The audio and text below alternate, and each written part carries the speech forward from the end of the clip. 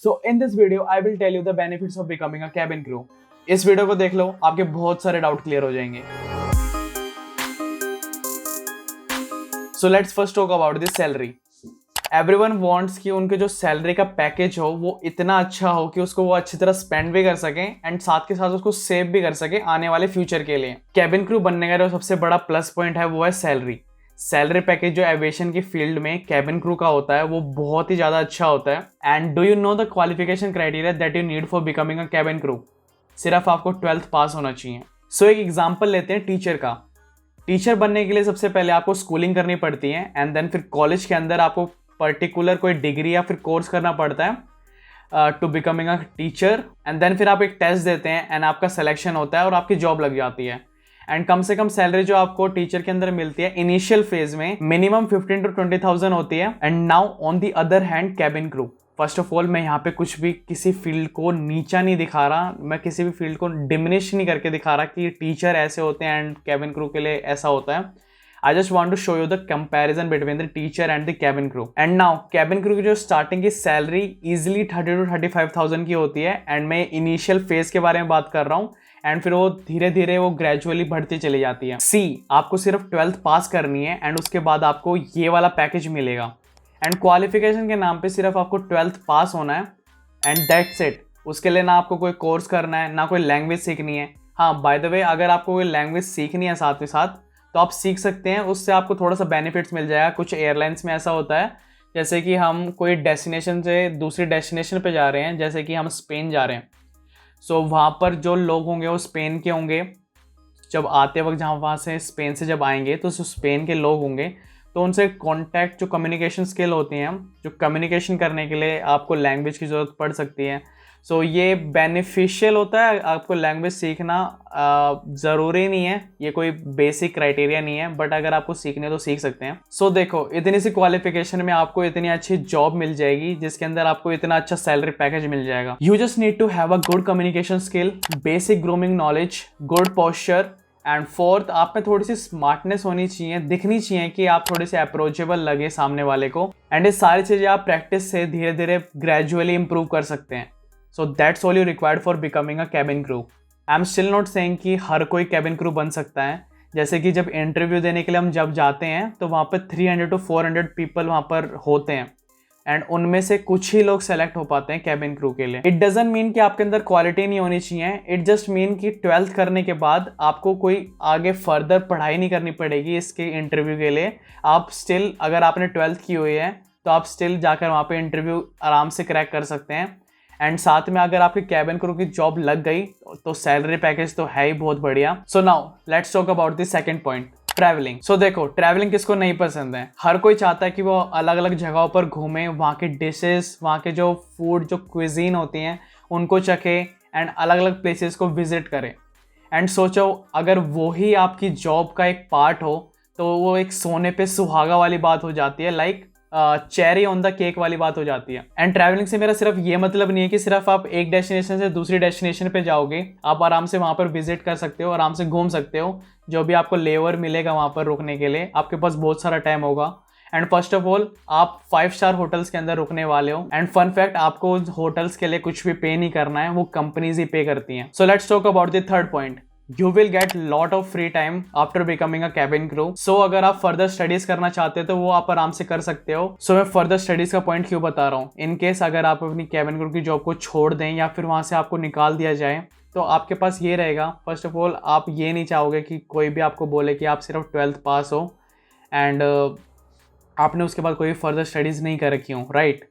सो आपके पास ये रहेगा कि आप साथ के साथ अपनी फर्दर स्टडीज़ को भी कंटिन्यू कर सकते हो ताकि आपके पास एक डिग्री या फिर डिप्लोमा साथ के साथ चलता रहे. सो आप अपनी स्टडीज़ को भी साथ के साथ कंटिन्यू कर सकते हो. सो समटाइम्स क्या होता है, कुछ लोग 12th क्लियर करते हैं एंड सीधे इंटरव्यू के लिए चले जाते हैं. उनका इंटरव्यू क्रैक भी हो जाता है, वो कैबिन क्रू भी बन जाते हैं.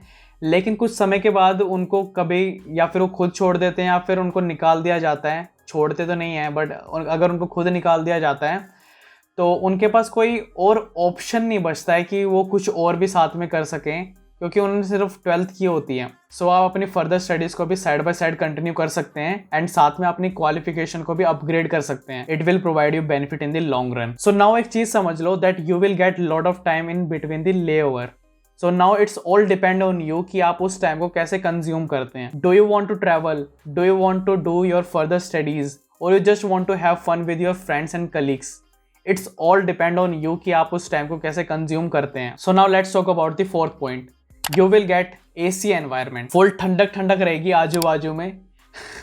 On serious note, you will get a good environment. आपको धूप में काम नहीं करना, सो गर्मी का तो कोई सवाल ही नहीं उठता. And I don't think so कि प्लेन के अंदर बारिश होती है या होती है. सो जो एयरपोर्ट्स की सराउंडिंग होती है और जो प्लेन का एनवायरनमेंट होता है वो बिल्कुल नीट एंड क्लीन होता है.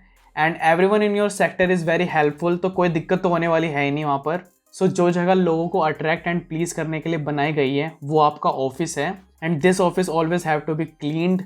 एंड इसका टेम्परेचर, ह्यूमिडिटी, लाइटनिंग सब कुछ वेल मेंटेन रहती है. सो जो आपके कस्टमर्स हैं वो आपके साथ ही ट्रैवल करने वाले हैं, तो जो आपका वर्किंग एनवायरनमेंट होता है वो बेस्ट इन क्लास होता है. सो now let's talk about the fifth point. Your life style become fancy because आप अच्छा अर्न कर रहे होते हैं. एंड अर्न करने से आपकी जो लाइफ है वो अपग्रेड हो जाती है. आपको बहुत सारे न्यू फ्रेंड्स मिलते हैं जो कि कैबिन क्रू ही होते हैं. एंड ये सब की जो एज होती है वो आपकी सिमिलैरिटी में ही होती है. एंड जो इनका माइंडसेट होता है वो भी आप ही की तरह होता है. सो लेओवर में आपको बहुत सारा टाइम मिलेगा जो आप पे डिपेंड करता है कि आप उसको कैसे यूटिलाइज करते हैं. आप ट्रैवल कर सकते हैं, फूड क्विजीन को चेक कर सकते हैं, आप इंस्टाग्राम के लिए पिक्चर्स ले सकते हैं अच्छी अच्छी. एंड आप वहाँ के कल्चर को एक्सप्लोर कर सकते हैं जहाँ पे भी आप ट्रैवल करेंगे. बिकॉज ऑफ द फैक्ट कि आपके पास पैसा होगा तो आपका जो फ्रेंड सर्कल है वो भी अच्छा होगा. And you will get so many chances to visit so many different places. और वहाँ पर आप डिफरेंट फूड्स एंड कुजीन और कल्चर को एक्सप्लोर भी करेंगे. सो आपका लाइफस्टाइल अपने आप ही चेंज हो जाएगा. एंड मोस्टली जो आपका लेओवर होगा वो 5 स्टार होटल्स में होगा. एंड अगर 5 स्टार होटल्स में नहीं होगा तो कंपनीज कम से कम 3 to 4 स्टार्स के अंदर आपको लेओवर पक्का कराती ही है. सो अदरवाइज अगर आप इन होटल्स को बुक करते हैं तो कम से कम 10 to 15,000 पर डे का आपको पे करना पड़ता है. लेकिन आप इस कैबिन क्रू फील्ड के अंदर हैं तो आपको 1 रुपया भी पे नहीं करना है. सो बेसिकली जो आपकी लाइफ स्टाइल है, जो आपकी लाइफ है वो अपग्रेड हो जाती है. Let's talk about the sixth point. You are going to meet so many new faces as crew, as passenger also, like man, women, kids, senior citizen, aged people. So इन लोगों के साथ आपका इंटरेक्शन बहुत ज़्यादा होगा तो आपका ग्रेजुअली कॉन्फिडेंस बिल्डअप हो जाएगा एंड बहुत ज़्यादा इंप्रूव हो जाएगा. 7th पॉइंट, आपको फ्लाइट के अंदर कंसेशन मिलेगा. सो कुछ कंपनीज डिस्काउंट दे देती है लाइक 50 to 60%. एंड कुछ कंपनीज में सिर्फ टैक्स पे करना होता है आपको. And some companies completely free ticket भी रखती है बट वो फिर लिमिटेड होता है नंबर्स में. एंड बहुत सारी कंपनीज आपकी फैमिली और फ्रेंड्स के लिए भी फैसिलिटीज प्रोवाइड करती हैं. लाइक जितना आपको ट्रेन में पे करना पड़ता है उतना ही कुछ फ्लाइट के अंदर भी पे करना पड़ता है.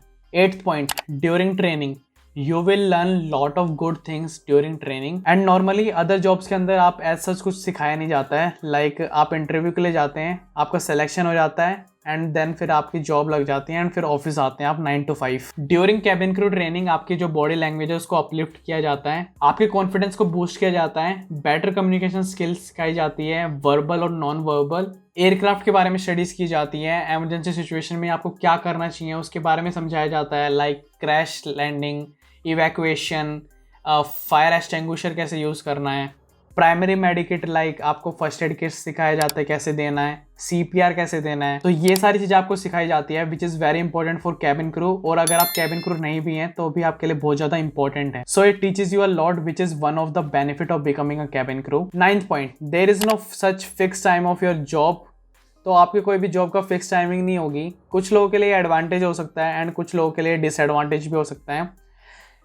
इसके अंदर बेसिकली आपके पास कोई भी 9 to 5 जॉब नहीं होगी कि आपको सुबह 9 बजे के लिए निकलना है एंड आप 5 बजे के बाद घर आ रहे हो. ऐसा कुछ भी नहीं होगा. 9 to 5 जॉब नहीं है ये. सो बेसिकली 9 to 5 जॉब के अंदर आप एक ही टाइम पर बार बार जाकर बोर हो जाते हो. एंड इन कैबिन क्रू आपके पास डिफरेंट एयरक्राफ्ट होंगे, डिफरेंट कलीग्स होंगे, आपके पास डिफरेंट टाइमिंग होगी जो कि चेंज होती रहती हैं. लाइक कभी आपके रात को 10 बजे लैंड कर रही है फ्लाइट या फिर कभी आपको सुबह 3 बजे वहां पर पहुंचना होगा. बिकॉज ऑफ दिस चेंज आप अपनी जॉब से बोर नहीं होगे. लाइक आप सेम टाइम या फिर सेम जगह पर नहीं जाओगे which according to me is a benefit. But कुछ लोगों के लिए ये डिसएडवांटेज भी हो सकता है.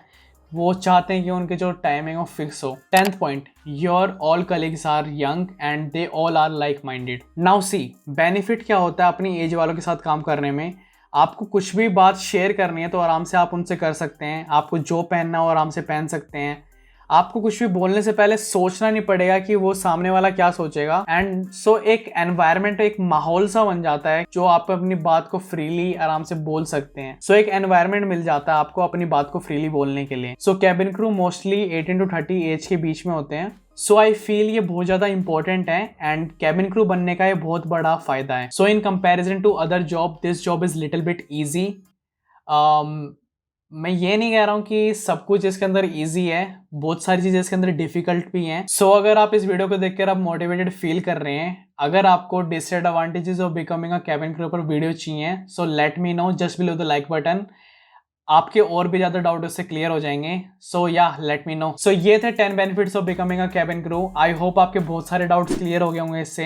एंड अगर आपके स्टिल अगर कोई भी डाउट्स हो उसको नीचे feel free to write in the comment section. So इस वीडियो को लाइक करे बिना मत जाना एंड सब्सक्राइब कर लो ऐसी और वीडियो के लिए। मैं मिलता हूं आपसे नेक्स्ट वीडियो में। Till then bye bye.